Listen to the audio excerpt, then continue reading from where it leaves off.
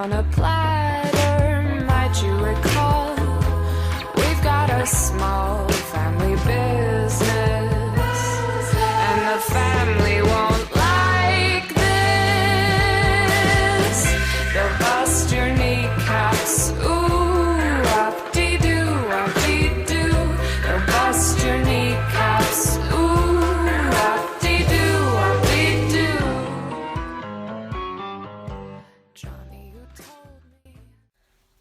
So, colors, hey? Chromotherapy and synesthesia? Seeing colors in space? What is that?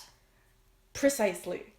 Chromotherapy is technically considered a spiritual treatment and is sometimes frowned upon by medical professionals. If it's spiritual, why are we talking about it for a science project? Wait, before you get cranky, hear me out.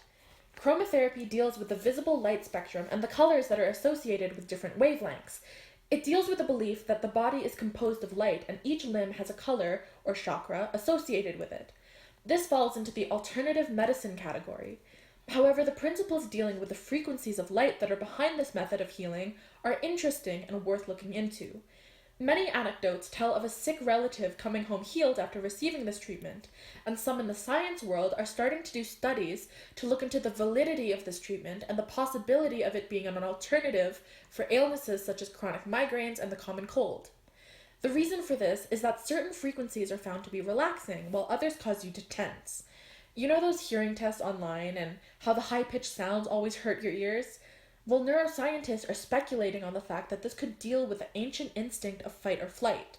So, what has that got to do with synesthesia? And what is synesthesia? Scientists and researchers are still looking into this phenomenon in more depth. However, what they've found so far is the stimulus of cognitive or sensory pathway leads to the stimulation of another cognitive or sensory pathway.